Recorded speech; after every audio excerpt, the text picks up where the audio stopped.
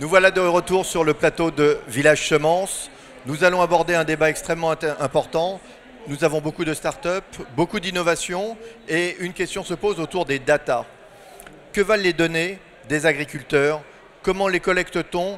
Qu'en faisons-nous? Et quel avenir pour les data dans le monde agricole? Alexandre Diaz, rappelez-nous votre responsabilité chez Isagri concernant les data. Alors chez Isagri, on a une très grande responsabilité puisque ça fait 35 ans qu'on existe et aujourd'hui, il y a 2/3 des exploitations françaises qui sont gérées numériquement dans nos bases de données, soit directement par l'exploitant lui-même, soit par son prestataire, cabinet comptable, coopérative ou négoce. Donc une responsabilité importante en termes de tiers de confiance et de protection de la donnée de nos clients. Donc on connaît bien Isagri pour toute son implication dans le monde agricole. Et en plateau, j'ai aussi Pierre-Antoine Foreau, le cofondateur de comparateuragricole.com. Donc vous êtes un nouveau venu dans le monde des data. Vous aussi, vous en collectez. Quelle est votre responsabilité par rapport à la data? Oui, comparateuragricole.com, c'est un site internet sur lequel les agriculteurs viennent vendre leurs céréales, du blé, de l'orge, du colza, du maïs. Donc c'est vrai qu'un agriculteur produit du blé, mais produit aussi des datas sur son exploitation et au travers de sa navigation en ligne, ce qu'il fait dans ses champs, en effet les différents outils qu'il utilise, il produit cette data et lorsqu'il vient sur notre plateforme, en effet, on arrive à capter ces données, tout simplement. Alors, quelle est la typologie de données qui sont récupérées sur une plateforme comme la vôtre? Et j'aurais la même question pour vous. Il y a beaucoup de choses. Nous, ce qui nous intéresse, c'est notamment le volume qui est en stock chez les agriculteurs, le volume en tonnes. Combien de tonnes il lui reste en blé, en orge, en colza dans ces silos? Parce que forcément, en achetant des céréales, on a besoin de savoir si on va répondre à un marché, le volume qu'on a en face pour essayer d'apporter le meilleur prix qui va répondre aux besoins de l'agriculteur. Donc évidemment, si on a le prix d'équilibre, son stock, pourquoi pas son prix de revient, eh bien rapidement, on arrive à lui apporter le prix qui va lui permettre de passer l'année d'ailleurs qui est de plus en plus compliquée. Est-ce que vous allez au-delà dans la collecte de données? Aujourd'hui, on ne va pas encore très loin, on a 1 an et demi, donc le volume, le prix, c'est des choses qui nous intéressent. Évidemment, on essaie d'aller plus loin que ça, c'est-à-dire on essaie au travers de la navigation d'un agriculteur sur notre plateforme de l'identifier. Est-ce que c'est un agriculteur céréalier, un polyculteur éleveur? Est-ce que c'est pourquoi pas un maraîcher? Et l'idée demain, c'est de mieux cibler notre communication aux agriculteurs. On ne va pas aller collecter de la data pour aller à l'encontre des besoins de l'agriculteur. Au contraire, c'est pour mieux cibler demain notre communication sur un agriculteur. On ne va pas lui envoyer un prix de blé s'il n'en a plus en stock.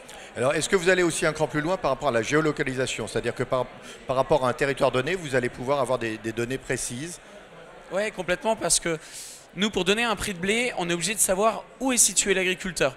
On n'envoie pas une boîte de chaussures dans toute la France en colissimo à 7 €. On envoie un camion de 30 tonnes où chaque kilomètre vient compter dans le coût de la tonne de blé. Donc obligatoirement, sa localisation est importante déjà pour nous pour fixer les prix. Et donc, comme on l'a aujourd'hui, en effet, on arrive à savoir les prix, les volumes, demain peut-être les rendements qu'il y a sur chaque territoire. Merci. Quelle est la typologie de données donc, que vous recevez, que vous traitez et comment les traitez-vous? Alors on a 2 types de données principalement. D'abord des données de traçabilité, c'est-à-dire qu'est-ce qu'il s'est passé sur l'exploitation, quels sont les intrants que j'ai utilisés, quelles semences, quelles opérations culturales, quels médicaments j'ai donné à mes animaux. Et puis ensuite on a des données qui sont extrêmement sensibles, qui sont des données de type comptable, des données, la liste des clients. Pour un viticulteur, c'est très sensible. Pour une coopérative, ça l'est également, la liste de ses adhérents, le chiffre d'affaires par adhérent. Voilà, et donc là, c'est des données, 2 types de données différentes. Certaines qui sont plus faciles à partager pour nos clients et d'autres qui le sont beaucoup moins. Alors par rapport à ces données que vous collectez, quelle est la partie qui reste cachée? Quelle est la partie qui peut prendre une valeur complémentaire sur le marché? Comment est-ce que vous faites ce distinguo? Alors, la partie qui reste cachée, je dirais, c'est tout ce qui n'a pas de valeur pour l'utilisateur. Et donc, par exemple, savoir qu'à un instant T, il fait 3 degrés dans la parcelle, ça a relativement peu de valeur. Par contre, compiler ces données dans le temps, les recroiser entre elles pour pouvoir dire à l'agriculteur, voilà, sur cette parcelle, c'est le bon moment d'aller amener de l'engrais, c'est le moment de traiter ou pas avec quel produit, ça a de la valeur. Voilà. Et alors, est-ce qu'avec ces données, j'imagine que le volume est extrêmement important, est-ce que vous mettez une couche d'intelligence artificielle, puisqu'on en parle aussi, de solutions auto-apprenantes? Alors, on y travaille beaucoup avec des grands partenaires comme Microsoft ou Orange, par exemple. Effectivement, c'est la prochaine étape, je dirais que c'est le futur. Comment on peut simplifier encore plus le travail de nos clients en automatisant un maximum la collecte de ces données, et ensuite, comment valoriser ces données-là pour rapporter une information pertinente à l'utilisateur. Pierre-Antoine, si on revient aussi sur l'intelligence artificielle, vous collectez beaucoup de données. Est-ce que c'est un outil que vous utilisez pour donner de la valeur justement à votre service? Alors c'est pareil, jeune entreprise qu'on est, on y travaille. Pourquoi? Parce que ça va répondre à l'ensemble de la filière des céréales. On a des acheteurs de céréales en portuaire qui achètent des millions de tonnes, sauf qu'ils se posent toujours la question, est-ce que je l'achète au bon moment? Est-ce que je l'achète au bon prix? Et est-ce que je vais vraiment répondre à la problématique agricole? Est-ce que l'agriculteur a ce stock? Donc l'idée, demain, c'est quasiment de faire de la prédiction de vente des agriculteurs de leurs céréales et de venir informer demain des gros acteurs quasiment mondiaux en céréales et de leur dire si tu mets 50 centimes de plus de la tonne, je vais être capable d'aller t'en chercher 10 000. Alors on comprend bien tout ça, on comprend l'importance de ces données. On va revenir sur un point qui est la valeur des données. À quel moment vous allez pouvoir mettre de la valeur et comment vous allez la partager? Alors, il y a une valeur déjà qui est immédiate, c'est la valeur qui correspond au coût de la collecte. Si pour avoir une donnée pour travailler, je pense notamment aux gens qui font du service et de la prestation de conseil, dont le métier désormais est intimement lié à la possession et à l'exploitation de la donnée, déplacer des personnes dans les parcelles, dans les fermes pour collecter cette information-là, pour être capable ensuite de faire son service, ça a des coûts. Et donc si je peux automatiser cette collecte, j'en tire automatiquement une valeur. Après, comment je l'exploite? On va être plutôt sur de la personnalisation du conseil, apporter un conseil qui corresponde exactement à telle typologie d'agriculteur, à tel moment, pour être le plus pertinent et le plus différenciant possible. Alors je comprends bien, mais maintenant moi je suis agriculteur, je vous donne un accès à ma parcelle, on met un certain nombre de capteurs sur mes différentes parcelles. Vous allez collecter des données qui finalement m'appartiennent ou pas? Alors Et pardon, comment est-ce qu'on partage si vous les utilisez? Est-ce qu'il y a un partage des revenus sur l'utilisation des données qu'on a créées peut-être ensemble? Alors c'est un excellent exemple. Aujourd'hui, on fournit par exemple des capteurs autour de la météo. Donc on va collecter la donnée de l'agriculteur.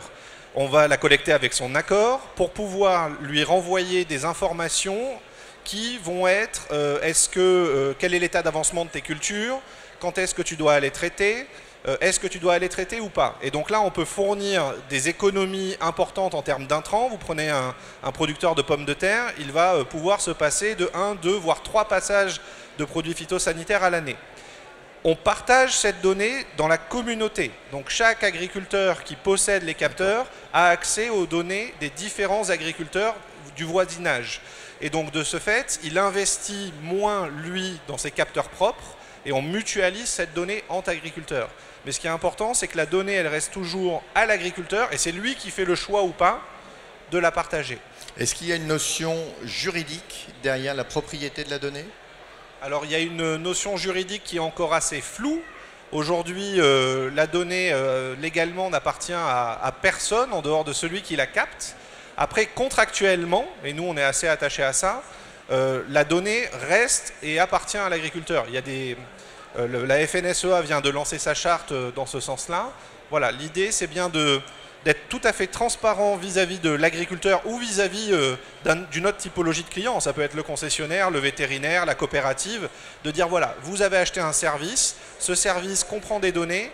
Si vous voulez accéder à d'autres services qui demandent vos données, donnez-nous l'accès. Et généralement, lorsqu'on fournit un service en retour, il n'y a aucun problème. J'ai bien compris. Qu'est-ce qu'il en est pour vous?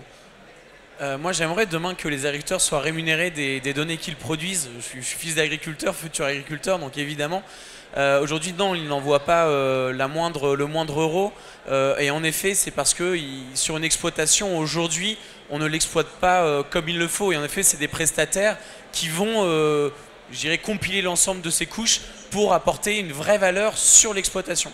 Je vois chez Comparateur École, on a mis en place un système qui s'appelle Ma Ferme. On vient comparer sa ferme avec celle du voisin.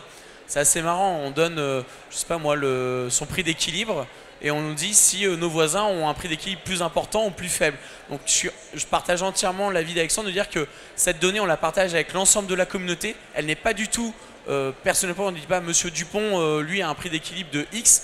Par contre, on arrive à voir la moyenne de groupe d'un département ou national pour une donnée bien précise. Et c'est assez intéressant. Mais demain, si on arrive à capter de la valeur au travers de ça, évidemment, il faut que l'agriculteur il y soit récompensé.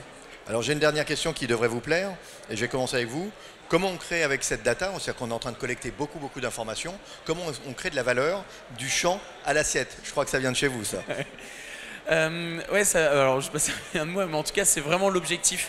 Dans le digital, il y a des vrais leviers à pousser, et ce qu'on espère, c'est justement de réussir à recréer un lien entre les agriculteurs et les consommateurs, un lien qu'on a un peu perdu, que le bio arrive à faire. On a confiance en agriculteur bio, on n'a pas du tout confiance en agriculteur conventionnel. L'objectif, c'est qu'au travers de la data, de cette traçabilité qu'on est capable qu'on va être capable demain d'afficher, d'emmener jusqu'au consommateur, eh bien, de recréer un lien de confiance entre les deux. C'est vraiment l'objectif. Il nous reste 30 secondes. Alexandre, vous voulez rajouter quelque chose? Non, c'est un vrai sujet, la transparence. Quant à la valorisation financière des données des agriculteurs, je dirais qu'aujourd'hui, beaucoup d'acteurs veulent se les approprier pour pouvoir leur vendre des produits, des machines, des tracteurs, etc. Le consommateur, est-ce qu'il est prêt à payer? Je ne sais pas. Aujourd'hui, j'achète un bien et je paye pour de la nourriture. Je ne mange pas encore des données. Certes, j'ai envie de savoir d'où ça vient et donc j'espère que ça se développera. Eh bien, écoutez, je vous remercie tous les deux. Je vous propose de continuer cette discussion sur les réseaux sociaux. Je vous rappelle, @VillageSemence, posez vos questions, nous y répondrons et à très bientôt pour un nouveau débat. Merci, à très vite.